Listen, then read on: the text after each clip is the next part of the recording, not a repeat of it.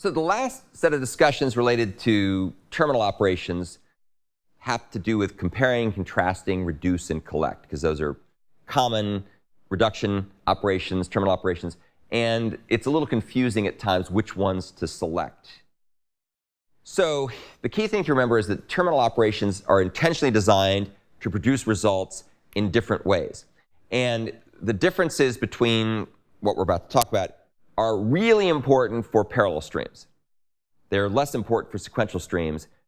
But why it's important to understand this even when we talk about sequential streams is, as we've talked about several times before, we often would like to be able to take a program that we get working correctly using a sequential stream, because it's easier to debug, and then make it a parallel stream to see if we get a performance boost just by going, stream and replacing that with parallel stream.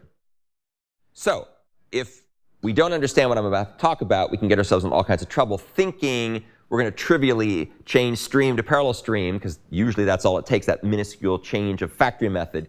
And then all of a sudden our program starts to blow up in really odd and mysterious ways, which is bad. So here's the thing to remember. Reduce is designed to create an immutable value. That's what it expects to create. And as long as you play by the rules, no harm, no foul. However, if you forget that reduce is supposed to create an immutable value, then chaos and insanity can result. And so I'll talk through an example about that. So let's first kind of take a little bit deeper look at what reduce does. And this will also hopefully help to get your head around what reduce is intended to do.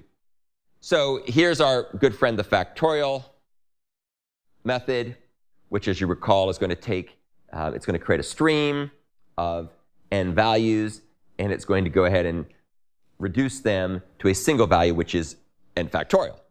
Now, just to make this fit onto one slide, I decided to compute a very simple factorial example. We're going to compute the factorial for 4. So not the most profound factorial. You could probably do it in your head, actually, but I wanted to make it fit on the slide. So what we're going to do here is we're going to create a range of longs from 1 to 4. So we have the values 1, 2, 3, 4. And then we're going to go ahead and we're going to reduce them. And what will happen here, which is really cool, is that the way this works is each pair of values is going to be multiplied together, and that will produce a new result, which is immutable. And then that immutable result will then be multiplied with the next value in the stream. And that'll create a new immutable subresult. And then that new immutable subresult will be multiplied by the next value in the stream. And that'll create a new mutable result. And that'll continue until we basically get through the whole stream. So as you can see, we start out with a value of 1, because that's the identity for multiplication. And we say 1 times 1, which is the first value in our range. So I think we'll all agree that equals 1. And then we go ahead and we take the second value in our range, and now we have 1 times 2. Now we have 2. And then we take 2 times 3, and we get 6. And then finally, we take 4 times 6, and we get 24. So that's effectively what's going on here with reduce. It's taking the pairwise reduction of the stream, starting with the identity value that's passed in, which better be 1. If it's 0, we're in big trouble, right? Because we're going to get 0 as the result. So it's 1, and then it goes through and it multiplies each of the elements and ends up with a reduced result at the end. In some functional languages, what Java calls reduce is called fold, because you kind of think of folding the results together until you get a single reduced result or folded result. And I think you'll agree with me that all the things that are produced here are immutable, because an integer is immutable. Like a primitive integer or a primitive long, once it's created, you can't change its value. You have to make a new value. So let's take a look at the alternative reduction operation, which is collect. Unlike reduce, which creates an immutable value that can't change, collect mutates an existing value. So when I think of mutates, I think of like, silly putty or Play-Doh, right? Something you can squeeze and it changes its shape. So here's a simple example to illustrate this point. It's a little bit more involved, and I won't be able to show it in quite all of its gory detail, but it'll be enough to get the point across. So this example comes from the EX14 folder, and what we're doing here at a high level is we're going to create a set of all unique words in the works of Shakespeare. So if you were to look at the works of Shakespeare, you'd come up with a set that had one instance of all the words that he uses. There'd be lots of good words in there because he created a bunch of words. So here's what we do. We're going to have a factory method that's going to read in a file containing the complete works of Shakespeare, and it's going to separate them by words. So we're going to end up with basically a list of words, and then we're going to go ahead and create the list of words, which could contain duplicates, right, because it's every word in Shakespeare. We're then going to convert that list of words into a stream of words, and then we're going to go ahead and we're going to convert all the words to lowercase. So you can see here we take a word in, and we go ahead and we take that word, we turn it to a string, and we lowercase it. So now we have a stream of strings of lowercase words containing all the words of Shakespeare. And then the final thing we do is we collect the results into a collection, which is a hash set. And a hash set, as we talked about before, is a hash table that contains a unique version of the words. So it's a hash table that has a single element, the key. There's no value, there's just a key. It's not a hash map, it's a hash set. And it's going to have no duplicates. So what's going to happen here is we're going to create a hash set, and then every element in Hamlet will be added to the hash set, and if there are duplicates, only one version will be added to that. Okay, so that's kind of the big picture view. And I think you'll agree with me that this is really powerful code, right? Once you know how to read streams syntax and understand stream semantics, this is really easy to understand, as opposed to having to write this in a more traditional object-oriented way with function calls, method calls, and loops, and if statements, and all these other things. So again, we get a list of all the words of Shakespeare, which is very simple to do. We turn that into a stream, we lowercase it, and we collect it into a hash set. So now we have a unique set of the words of Shakespeare.